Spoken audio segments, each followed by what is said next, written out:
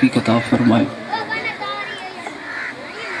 اللہ رب العزت نے قرآن مجید میں ارشاد فرمایا، یا ایھا الذین آمنوا ادخلوا فی السلم کافہ، اے ایمان والو اسلام میں پورے پورے داخل ہو جاؤ۔ اس آیت کا شان نزول کچھ اس طرح سے ہے، امام رازی لکھتے ہیں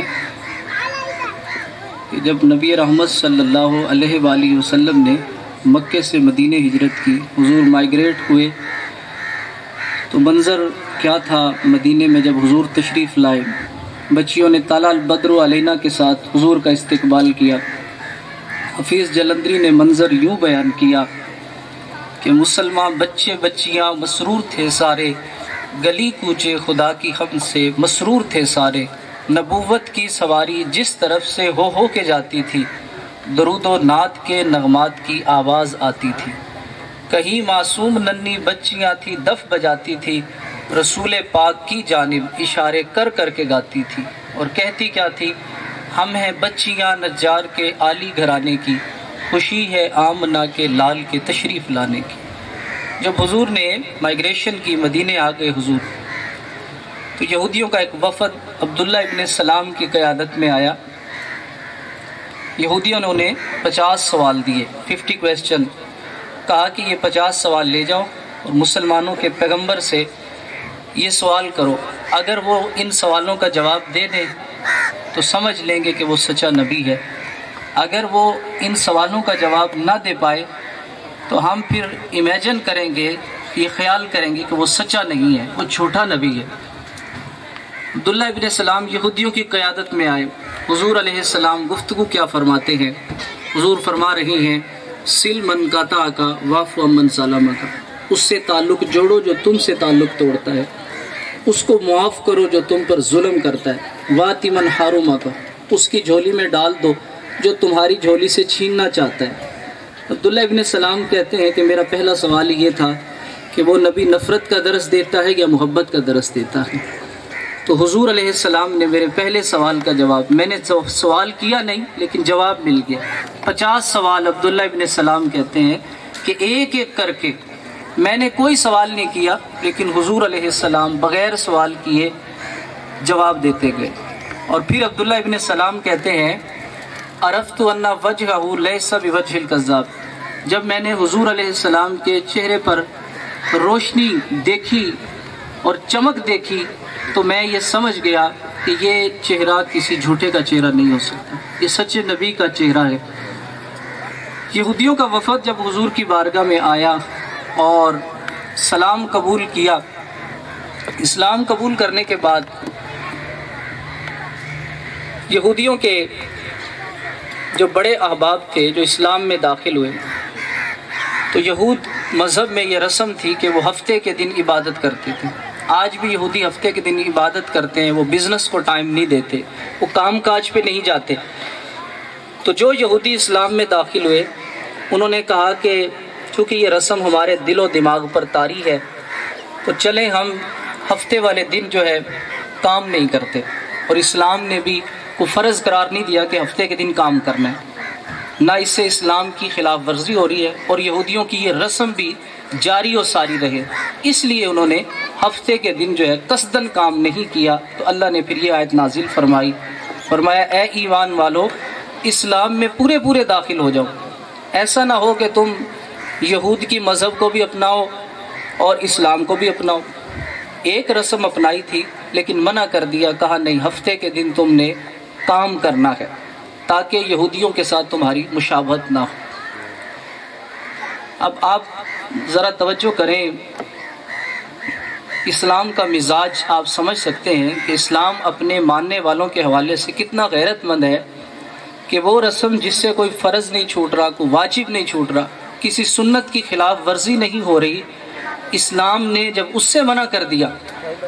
اسلام چاہتا کیا ہے؟ اسلام چاہتا ہے کہ جو میرا ہے وہ سر سے پاؤں تک میرا ہی ہو، آدھا تیتر آدھا بٹیر نہ ہو کہ میں نے مسلمانوں کا نام بھی لینا ہے اور ہندوؤں کی رسموں کو اپنانا ہے، یہود کی رسموں کو اپنانا ہے۔ اسلام یہ نہیں چاہتا، کہا پورے اسلام میں داخل ہو جاؤ، آدھا تیتر آدھا بٹیر، یہ ایگزامپل جو ہے آپ کے سامنے ہے، جس طرح ہماری خوشی غمی کے مواقع پر ہندوانہ رسمیں جو ہیں انہوں نے ہمیں گھیر رکھا ہے۔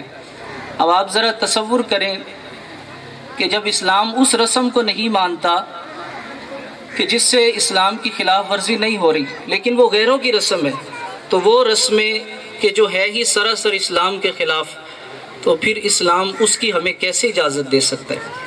اب آپ آ جائیں ویلنٹائن ڈے کی طرف، اب آپ آ جائیں شام کلندر کی موسیقی کی طرف، اب آپ آ جائیں رسم حنا کے نام پر جو بے حیائی ہماری سوسائٹی میں پھیلائی جا رہی ہے اس کی جانب۔ کیا ہمیں اسلام نے یہ نہیں بتایا کہ شادی کیسے کرنی ہے؟ کیا ہمیں حضور علیہ السلام نے یہ نہیں بتلایا کہ عقیقہ کیسے کرنا ہے؟ کہ اللہ کے نبی صلی اللہ علیہ وسلم نے ہمیں میت کو غسل کرنے کا طریقہ نہیں بتلایا؟ اسلام نے ہمیں معاشرت بھی سکھائی، اقتصادیات بھی سکھائی، سب کچھ اسلام نے ہمیں سکھا دیا، پھر ہم کیوں غیروں سے لیتے ہیں کہ زندگی کیسے گزارنی؟ علامہ اقبال نے کہا تھا، وضع میں تم نصارہ ہو تمدن میں غنود، یہ مسلمان ہیں جنہیں دیکھ کے شرمائے یہود، یوں تو سید بھی ہو مرزا بھی ہو افغان بھی ہو، تم سبھی کچھ ہو بتاؤ تو مسلمان بھی ہو۔ کیا ہمارا کوئی سمبل ایسا ہے، علامت، کہ ہم یہ کہہ سکیں کہ ہم حضور کے غلام ہیں، ہم مسلمان ہیں؟ تو شادی کے موقع پر خاص طور پہ بڑا مشکل ہوتا ہے کہ جب شیطان جوبن پر ہوتا ہے تو پھر ہر ایک کی خواہش ہوتی ہے کہ میری مانی جائے، تو ہم سب کو اپریشیٹ کرنا چاہیے، ہم سب ان کے مشکور ہیں، سمی بھائی کے، ان کی پوری فیملی کے، کہ انہوں نے ایسے موقع پر کہ جب خواہشات جو ہیں وہ ابھر رہی ہوتی ہیں اور شیطان جو ہے وہ موقع کی طاق میں ہوتا ہے اور بے حیائی کا عروج ہوتا ہے، انہوں نے ساری چیزوں سے ہمیں بچا کے اللہ اور اس کے رسول کی محفل میں لا بٹھایا ہے۔ تو اچھے کام کا آغاز جو ہے اچھے طریقے سے ہو رہا ہے، تو ڈیفینیٹلی اس کی جو فائنڈنگ ہے، اس کا جو نتیجہ ہے وہ انشاءاللہ درست ہی نکلے گا۔ چند باتیں شادی کے حوالے سے آپ کی خدمت میں پیش کروں گا۔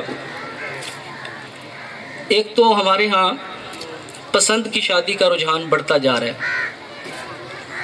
اسلام نے پسند کی شادی سے منع نہیں کیا۔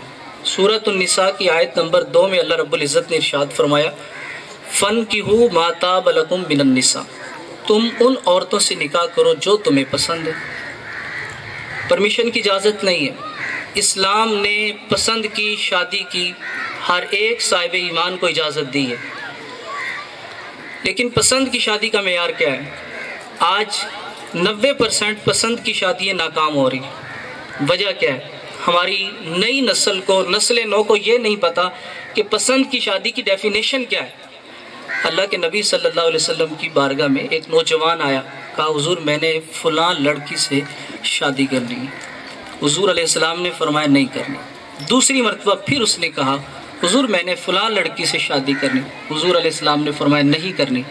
تیسری مرتبہ پھر اس نے کہا حضور میں نے فلاں لڑکی سے شادی کرنی، اللہ کے نبی صلی اللہ علیہ وسلم نے فرمایا نہیں کرنی۔ حضور کیا غلطی ہو گئی ہے؟ سلیکشن میں کیا غلطی ہے؟ اب ذرا توجہ کریں، اللہ کے نبی صلی اللہ علیہ وسلم نے فرمایا میرے نزدیک وہ عورت جس کے چہرے پر حسن بڑا ہے، خوبصورت بہت زیادہ ہے، لیکن اس کا اخلاق اچھا نہیں ہے، اس کی عادات اور اطوار اچھی نہیں ہے، میرے نزدیک اس عورت سے وہ عورت بہتر ہے جو رنگ کی کالی ہے لیکن اس کا اخلاق اچھا ہے۔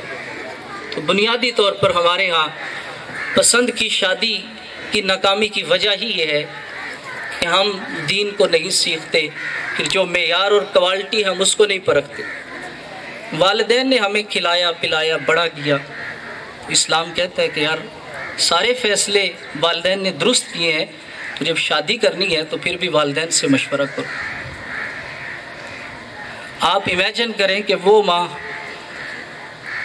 کہ جس کے ساتھ ہمارا رشتہ بعد میں ہوتا ہے، ہم دنیا میں بعد میں آتے ہیں، لیکن ماں کا ہمارے ساتھ رشتہ جو ہے 9 ماہ پہلے ہی ہو جاتا ہے۔ جب ماں زچگی میں ہوتی ہے اور پیٹ میں بچہ ہوتا ہے، اس وقت آپ سوچیں کہ کتنی بیماریاں حائل ہوتی ہیں، بلڈ شوٹ کر رہا ہوتا ہے، شوگر ہائی ہو رہی ہوتی ہے، لیکن وہ ماں جو ہے کبھی بھی پین کلر نہیں لیتی، کوئی ایسی ٹیبلٹ نہیں لیتی کہ جس سے درد دور ہو جائے، بیماری دور ہو جائے. کیوں؟ صرف ہمارے لیے کہ میرا بچہ جو پیٹ میں ہے اس کو تکلیف نہ ہو. دنیا میں سارے رشتے تصویر دیکھ کر بنتے ہیں. میں آج ہی خیال کر رہا تھا چھوٹے بھائی کی منگنی کے لیے جہاں ہم نے طے کیا تو انہوں نے مجھے کہا کہ بھائی آپ تصویر بھیجیں، پک بھیجیں. تو میں نے ذہن میں سوچا کہ یار آج لوگ پک بھیج کر ریکمینڈ کرتے ہیں یا قبول کرتے ہیں کہ جناب ہمیں خوبصورت لگتا ہے، لیکن وہ میری اور آپ کی ماں، اس نے ہماری تصویر نہیں دیکھی، اس نے چہرہ نہیں دیکھا. اور جب ہم اس دنیا میں تشریف لائے، آپریٹ ہوا، کتنا خون بہا ماں کا، لیکن جب میں اور آپ سینے سے چمٹے تو سارے درد دور ہو گئے، ساری تکلیفیں دور ہو گئی. کتنے مسائل. اور علامہ اقبال نے تو کہا کہ جب علامہ باہر تھے اور ماں کا انتقال ہوا تو پھر آپ نے ماں کے نام ایک نظم لکھی. کہا کہ اب کس کو ہوگا وطن میں میرا انتظار، کون میرے خط نہ آنے سے ہوگا بے قرار. خاک مرکت پہ تیری یہ فریاد لے کر آؤں گا، اب دعائے نیم شب میں کس کو میں یاد آؤں گا. دنیا میں جتنے رشتے ہیں سب کو کہنا پڑتا ہے کہ حضرت صاحب میرے لیے دعا کریں، شیخ کو کہنا پڑتا ہے کہ آپ دعا کریں، استاد کو کہنا پڑتا ہے دعا کریں. لیکن اقبال کہتے ہیں کہ ماں ایک ایسا رشتہ ہے جسے کہنا نہیں پڑتا کہ ماں جی دعا کریں. اب دعائے نیم شب میں کس کو میں یاد آؤں. کہا کہ پچھلے بار جب اٹھ کر میری ماں میرے لیے دعا کرتی تھی اور اقبال کے سارے دکھ درد دور ہو جاتے تھے، اب کون سا ایسا رشتہ ہے کہ جو میرے لیے پچھلی رات وہ بھی بغیر کہے دعا کرے. آج بڑا افسوس ہوتا ہے، ہمارے دوست اور ہمارے احباب جب کہتے ہیں کہ پیر صاحب کے پاس جا رہے ہیں دعا کروانے کے لیے. یار 2 پیر میرے اور آپ کے گھر میں ہیں. اللہ اور اس کے رسول کے بعد سب سے بڑا ریلیشن اور تعلق والدین کا ہے. 2 مرشد ہر وقت گھر میں ہیں، ان سے دعا کروائیں. یقین جانیے کہ والدین کی دعا جو ہے اللہ کے عرش تک پہنچتی ہے. تو آپ شیخ کے پاس بھی جائیں، استاد کے پاس بھی جائیں، لیکن دعا میں ترجیح جو ہے ہمیشہ اپنے والدین کو دیں. تو پسند کی شادی سے اسلام نے منع نہیں کیا، لیکن نسل نو کو تجربہ نہیں ہے، اس لیے والدین سے اسلام نے کہا کہ آپ مشورہ لازم کریں اور اس سے جو ہے رزلٹ جو ہے، آؤٹ پٹ جو ہے وہ بہتر نکلے گا. دوسری بات یہ ہے، اسلام کہتا ہے کہ جس عورت سے آپ نے نکاح کرنا ہے اس کو ایک نظر نکاح سے پہلے دیکھ لیں. ہماری سوسائٹی کا المیہ ہے کہ جس شخص کو اسلام نے اجازت دی ہے کہ آپ دیکھیں، اس کو دیکھنا عیب سمجھا جاتا ہے، وہ نہیں دیکھ سکتا. جس لڑکے نے جس لڑکی سے نکاح کرنا ہے اس کو دیکھنا عیب سمجھا جاتا ہے کہ وہ نہیں دیکھ سکتا. اور باپ بھی دیکھ رہا ہوتا ہے، کزن بھی، بھائی بھی، سب اس لڑکی کو پسند کر رہے ہوتے ہیں. غیر محرم مرد غیر محرم لڑکی کو دیکھ رہا ہے. تو جب ہم الٹ چل پڑے تو نتیجہ پھر سامنے ہم سب کے. تو اس لیے جس لڑکے نے جس لڑکی سے نکاح کرنا ہے اس کو صرف اجازت ہے دیکھنے کی، فون پہ بات کرنے کی اجازت نہیں ہے. تو یہ ایک اہم پوائنٹ ہے جو اس وقت ہماری سوسائٹی میں ہم اپنی آنکھوں سے اس کو اوجھل کیے ہوئے ہیں. دوسری بات یہ ہے، حق مہر کے حوالے سے اسلام کہتا ہے کہ حق مہر جو ہے وہ شوہر کی مالی حیثیت کے مطابق دیا جاتا ہے. قرآن مجید برہان رشید کی سورۃ النساء کی آیت نمبر 3 میں اللہ رب العزت نے ارشاد فرمایا وَآتُوا النِّسَاءَ صَدُقَاتِهِنَّ نِحْلَةً، جس عورت سے آپ نے نکاح کرنا ہے اس کو حق مہر دو. ہمارے ہاں اولاً تو حق مہر جو ہے وہ رسماً دیا جاتا ہے اور وہ بھی بڑے لوگ واپس کروا دیتے ہیں. وہاں والدین کھڑے ہوتے ہیں، مائیں کھڑی ہوتی ہیں، وہ کہتے ہیں نہیں جی واپس کر دیں. آپ کو کس نے اختیار دیا؟ رب قرآن میں فرما رہا ہے کہ حق مہر عورت کا حق ہے. یہ عورت چاہے اپنی مرضی سے، چونکہ آیت کا اگلا حصہ فَإِن تِبْنَ لَكُمْ عَنْ شَيْءٍ مِّنْهُ، اگر عورت خوش دلی سے حق مہر معاف کرنا چاہے تو معاف کر سکتی ہے. پھر تم فَكُلُوهُ، اسے کھاؤ، اسے استعمال کرو. اگر عورت نے معاف نہیں کیا تو آپ کون ہوتے ہیں؟ تو لہٰذا حق مہر دیا جائے. اب حق مہر کتنا ہونا چاہیے؟ کوانٹیٹی کتنی ہے حق مہر کی؟ اب دیکھیں نا، ہمارے ہاں رسم اناء کے نام پر 10 لاکھ روپے ہم خرچ کر دیتے ہیں، آتش بازی کرتے ہیں، سب کچھ کرتے ہیں. جب حق مہر کی باری آتی ہے تو پھر کہا جاتا ہے حضرت صاحب سنت حق مہر لکھ لیں جی، یا شرعی حق مہر لکھ لیں، شرم نہیں آتی؟ مہندی پر آپ نے صحرا بندی پر 10 لاکھ خرچ کیا، اور وہ عورت جو سب کچھ چھوڑ کر تمہارے لیے آ رہی ہے وہاں 3,000 دیا جا رہا ہے، 5,000 دیا جا رہا ہے، تو یہ زیادتی ہے عورت کے ساتھ، یہ ظلم ہے۔ آپ حق مہر جو ہے اس میں اضافہ کریں۔ مالی حیثیت آپ کی یہ ہے کہ 10 لاکھ مہندی پر خرچ کیا ہے تو کم از کم 20 لاکھ جو ہے عورت کو حق مہر دینا چاہیے۔ تو حق مہر جو ہے یہ مالی حیثیت کے مطابق ہے، لیکن ہمارا یہاں آ کر دوگلی پالیسی ہوتی ہے کہ ہم شیطانی کاموں پر جو ہے کئی گنا زیادہ خرچ کرتے ہیں اور حق مہر کم کرتے ہیں۔ اللہ کے نبی صلی اللہ علیہ وسلم نے اپنی ساری ازواج مطہرات کو حق مہر جو ہے اپنی طاقت سے بھی زیادہ دیا، اپنی طاقت سے بھی زیادہ، اور امت کو بتلایا کہ حق مہر میں کنجوسی نہیں کرنی۔ نبی رحمت صلی اللہ علیہ وسلم نے ارشاد فرمایا اعلنوا ھذا النکاح واجعلوہ فی المساجد، نکاح کا اعلان کرو، اناؤنسمنٹ کرو اور نکاح مسجد میں کرو۔ یہاں بزرگ تشریف فرما ہے جب ہمارے نکاح مسجدوں میں ہوتے تھے تو پھر برڈن نہیں ہوتا تھا، ایکسپینسز اتنے نہیں آتے تھے، خرچے اتنے نہیں ہوتے تھے، رسم و رواج سے بچ جاتے تھے ہم۔ اور جب یہ ہال میں آگے باہر ہم نکاح کرنے لگ گئے ہیں، اب رسموں نے ہمیں گھیر لیے، نکاح مشکل ہو گیا۔ اور یہ آپ سب جانتے ہیں جب کسی معاشرے میں نکاح مشکل ہو جاتا ہے تو پھر زنا آسان ہو جاتا ہے۔ آپ دیکھ لیں کتنی بربادی ہے، ہر طرف تباہی پھیلی ہوئی ہے، نسل نو جو ہے کس طرح جو ہے وہ تباہی کی جانب جا رہی ہے۔ تو یہ میری اور آپ کی ذمہ داری ہے کہ ہم نکاح کو آسان کریں۔ اللہ کے نبی صلی اللہ علیہ وسلم نے فرمایا سب سے بہترین نکاح وہ ہے جس میں خرچ کم ہو، تو سب سے بہترین نکاح یہی ہے کہ اس میں خرچہ کم ہو، اور یہ ذمہ داری صاحب اختیار لوگوں کی ہے کہ وہ کم از کم نکاح کے موقع پر جو ہے سادگی اختیار کرے، تاکہ جو نیچے غریب طبقہ ہے وہ اپنی بیٹے کی خوشی جو ہے وہ آسان طریقے سے کر سکے۔ دوسری بات نبی رحمت صلی اللہ علیہ وسلم نے ارشاد فرمایا اولیموا ھذا النکاح ولو بالشاۃ، نکاح کا ولیمہ کرو اگرچہ ایک بکری ہو۔ ولیمے کا کنسیپٹ ہے، بارات کا کوئی کنسیپٹ نہیں ہے۔ یہ جو ہمارے ہاں جتھا بن کے آتا ہے 300-500 لوگ جو ہیں، یہ اسلام میں اس کا تصور نہیں ہے۔ بارات کے نام پر یہ بیٹی والوں پر ظلم ہے، اس کا کوئی تصور نہیں ہے بارات کا۔ آپ مجھے بتائیں، کامن سینس کی بات ہے، جس باپ کے پاس بیٹی 18 سال رہی ہو، 20 سال رہی ہو، جب وہ باپ اس بیٹی کو رخصت کرتا ہے تو کیا باپ خوش ہوتا ہے؟ باپ خوش نہیں ہوتا، اس کا دل ٹوٹ رہا ہوتا ہے۔ آج میری لخت جگر مجھ سے جدا ہو رہی ہے، جن کو باہوں میں کھلایا، جس کی اچھی پرورش کی، اس بشارت کو حاصل کرنے کے لیے حضور نے فرمایا جو اپنی بیٹی کی صحیح پرورش کرے، صحیح تعلیم دلائے، جنت میں مجھ محمد کے ساتھ ایسے ہوگا جیسے یہ 2 انگلیاں ہیں۔ ایک مسلمان باپ بیٹی کی پرورش کے لیے کیا کچھ نہیں کرتا، کتنی محبتیں دیتا ہے۔ جب وہ بیٹی رخصت ہو رہی ہوتی ہے تو کیا یہ خوشی کا لمحہ ہے؟ یہ لمحہ خوشی کا نہیں ہے، یہ اس کے لیے غم کا لمحہ ہوتا ہے، اس کا دل ٹوٹ رہا ہوتا ہے۔ لیکن اس نے پھر بھی قرض اٹھا کر آپ کی ڈیمانڈ پر اچھا خاصا جہیز جمع کیا۔ پھر آپ نے کہا کہ جناب مہمان روزانہ نہیں آتے، ہم 300 باراتی لے کر آئیں گے، کھانا اچھا دینا ہے۔ پھر اس باپ نے قرض اٹھایا اور پھر جناب اچھے کھانے کا ارینج کر کے دیا۔ اب آپ مجھے بتائیں، جب وہ رخصت کر رہا ہے وہ خوش نہیں ہوتا، وہ پریشان ہوتا ہے، اس کا دل تو ٹوٹ رہا ہوتا ہے۔ کامن سینس کی بات ہے، ہمارے سمی بھائی کا گھر آباد ہوا ہے، باپ کا گھر آباد نہیں ہوا۔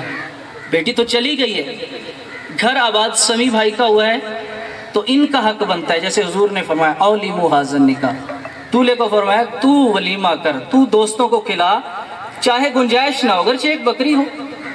تو یہ بات عقل میں آتی ہے۔ یہ جو ہم نے بیٹی والوں پر یہ پورے کا پورا جتھا اور گروپ مسلط کرتے ہیں، اس کی اسلام میں کوئی اجازت نہیں ہے اور کوئی تصور نہیں ہے۔ اگر میں اور آپ تھوڑا سا اس پہ غور کر لیں تو یہ ہماری جو بیٹیاں اس وقت گھروں میں بیٹھی ہوئی ہیں، زیادہ مسائل بیٹیوں والوں کے لیے ہیں، تو اس میں آسانی ہو سکتی ہے۔ آخری بات میری گفتگو کی، اللہ کے نبی صلی اللہ علیہ وسلم نے بیٹی کا جہیز میں حصہ نہیں رکھا بلکہ وراثت میں حصہ رکھا ہے۔ سورۃ النساء کی آیت نمبر 6، سورۃ النساء کی آیت نمبر 11، حضور فرماتے ہیں کہ قرآن کی یہ آیات ان کو پڑھ کے بتلائی جائیں جو ابھی تک زمانے جاہلیت میں گم ہیں۔ آج بھی لوگ پوچھتے ہیں 60 ایج ہے 70 پلس ہو گیا بزرگ بابا، وہ ہمیں آ کے کہتے ہیں بابا جی بتائیں کہاں لکھا ہوا ہے بیٹی کو حصہ دینے، وہ سارا جہیز میں دے دیتے ہیں۔ جہیز کا اسلام میں تصور نہیں ہے، اسلام نے کہا بیٹی کو وراثت میں سے حصہ دو۔ حضور علیہ السلام نے فرمایا جو اپنی بیٹی کو وراثت سے محروم کرتا ہے اللہ قیامت کے دن اسے جنت سے محروم کر دے گا۔ کتنی بڑی وعید ہے۔ جہیز یہ خالصتاً جو ہے ہندوانہ رسم ہے، ہندوؤں کی کتاب رامائن میں یہ بات لکھی ہوئی ہے، عورت کا وراثت میں حصہ نہیں ہے۔ عورت چاہے ماں کی صورت میں ہو، بیٹی کی صورت میں ہو، بیوی کی صورت میں ہو، کسی بھی صورت میں ہو، عورت کا وراثت میں حصہ نہیں ہے۔ آج 70 سال ہو گئے پاکستان بنے کو، آج ہم لوگ اسی رسم کو اپنائے ہوئے ہیں اور بیٹی کو حصہ نہیں دیتے، چاہے 5 وقت کا نمازی کیوں نہ ہو، چاہے اس نے داڑھی شریف رکھی ہو، سب کچھ کیا ہو، لیکن اگر ابھی تک بیٹی کو حصہ نہیں دیا یہ سارے عمل قیامت کے دن منہ پر مارے جائیں گے۔ جہیز کا اسلام میں کوئی تصور نہیں، آپ حسب توفیق جہیز دیں۔ اور یہ بات بھی بڑی دکھ کی بات ہے کہ بعض لوگ جو ہیں پیسے والے کہتے ہیں کہ جناب کوئی نہیں آپ بیٹی دے دیں، ہمیں بس بیٹی چاہیے۔ اب غریب نے بیٹی تو دے دی، لیکن جب وہ بیٹی آباد ہونے لگتی ہے تو پھر لوگ اسے تانا دینا شروع ہو جاتے ہیں کہ تیرے باپ نے کون سا جہیز دیا تھا، کون سا برتن دیے تھے۔ وہ پھر بیچاری ڈپریشن کا شکار ہوتی ہے، کئی مسائل کا شکار ہو جاتی ہے۔ آخری بات یہ ہے کہ جہیز حسب توفیق دیں اور کوشش کریں جو صاحب حیثیت ہیں وہ جہیز حسب توفیق دیں، لیکن وراثت میں اپنی بیٹی کو پورا حصہ دیں۔ وراثت کے متعلق پوچھا جائے گا۔ جہیز اگر آپ نے دینا ہے تو جہیز کے ساتھ اپنی بیٹی کو تربیت بھی دیں۔ آج بہت ساری بیٹیوں کے جو گھر خراب ہو رہے ہیں اس کی وجہ یہ ہے کہ ہم ساری محنت جو ہے جہیز پر تو کرتے ہیں لیکن تربیت نہیں کرتے۔ آج ماں نے قرآن رکھا ہوتا ہے جب بیٹی رخصت ہوتی ہے، اور ماں کان میں کیا کہہ رہی ہوتی ہے کہ جناب والا تو نے یہ سامان کسی اور کو استعمال نہیں کرنے دینا، بیٹی یہ سامان تیرا ہے کوئی اور ہاتھ نہ لگائے۔ اب ماں نے پہلے دن جو درس دیا بیٹی اس کو اڈاپٹ کرتی ہے، اختیار کرتی ہے، نتیجہ کیا ہوتا ہے؟ آؤٹ پٹ یہ ہوتا ہے کہ 8 دن جو ہے ایک چائے کی پیالی پر جھگڑا ختم نہیں ہوتا، ایک چائے کی پیالی پر 8 دن جھگڑے رہتے ہیں۔ اب شوہر ماں کو بھی دیکھتا ہے، بیوی کو بھی دیکھتا ہے، لیکن وہ تنگ آ کر پھر سیپریشن کرتا ہے، طلاق کی طرف جاتا ہے۔ تو اپنی بیٹیوں کو جہیز کے ساتھ تربیت بھی دیں، تربیت کی بہت ضرورت ہے، اس سے ہماری بیٹیوں کے گھر آباد ہوں گے۔ بلکہ میں تو یوں کہوں گا کہ آپ اپنی بیٹیوں کو بادشاہ بنا کر بھیجیں۔ کنجوس کا کوئی دوست نہیں ہوتا، جو سخی ہوتا ہے اس کا ہر کوئی بندہ دوست ہوتا ہے۔ آپ امیجن کریں جو بیٹیاں آج آباد ہیں اس کی بنیادی وجہ یہ ہے کہ وہ بیٹیاں کنجوسی نہیں کرتی، وہ کھلے دل کی مالک ہوتی ہیں، کوئی بھی برتن استعمال کرے اس کو استعمال کرنے دیتی ہے، وہ بیٹیاں گھر میں آباد ہوتی ہیں۔ اور جو بیٹیاں یا جن بیٹیوں کو درسی کنجوسی کا دیا جاتا ہے تو ان کے گھر آباد نہیں ہوتے۔ واصف علی واصف رحمۃ اللہ تعالی علیہ، آپ کے بارے میں آتا ہے آپ ایک گلی سے گزر رہے تھے تو وہاں دیکھا کہ ایک فقیر بیٹھا ہوا ہے، صدا لگا رہے ہیں اللہ کے نام پر دو۔ تو واصف علی واصف رحمۃ اللہ تعالی علیہ نے اس فقیر کو کہا کہ یار تو فقیر بنا بیٹھا ہے، کیوں نہ تجھے بادشاہ بنا دوں۔ اس فقیر نے کہا یہ تو میرے لیے بڑا ایک اچھا موقع ہے کہ میں بادشاہ بن جاؤں، میں تو فقیر ہوں، محتاج ہوں۔ تو واصف علی واصف رحمۃ اللہ تعالی علیہ نے کہا کہ تیری جھولی میں جتنے پیسے ہیں یہ جا کر غریبوں کو بانٹا۔ فقیر اٹھا، محلے کے سارے غریبوں میں پیسے بانٹ دیے۔ واصف علی واصف رحمۃ اللہ تعالی علیہ سے کہا جی آپ نے کہا تھا کہ پیسے بانٹو، پیسے میں بانٹ آیا ہوں، اب مجھے بادشاہ بناؤ۔ تو واصف علی واصف نے کہا کہ جو اس کے نام پر سب کچھ لٹا دیتا ہے وہی بادشاہ ہوتا ہے۔ تو اپنی بیٹیوں کو بادشاہ بنا کر بھیجو۔ جہیز دینا ہے حسب توفیق دیں، لیکن ساتھ اپنی بیٹیوں کی تربیت بھی کریں تاکہ ہماری بیٹیوں کے گھر آباد ہو سکیں۔ ہم سب مشکور ہیں سمی بھائی کے، ان کی پوری فیملی کے، کہ انہوں نے ہمیں ایسے موقع پر جو ہے اللہ اور اس کے رسول صلی اللہ علیہ وسلم کے ذکر کے لیے منتخب کیا۔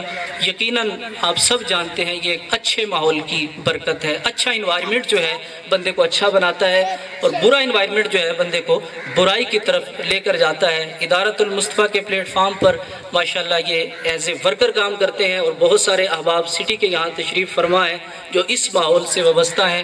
آپ سب سے بھی گزارش ہے کہ آپ اچھے ماحول میں آئیں تو یقیناً اس کی برکات مجھے بھی اور آپ کو بھی ملیں گی۔ اللہ رب العزت ہمارے سمیع بھائی کی شادی کو خانہ آبادی فرمائے۔ وآخر دعوانا الحمدللہ رب العالمین۔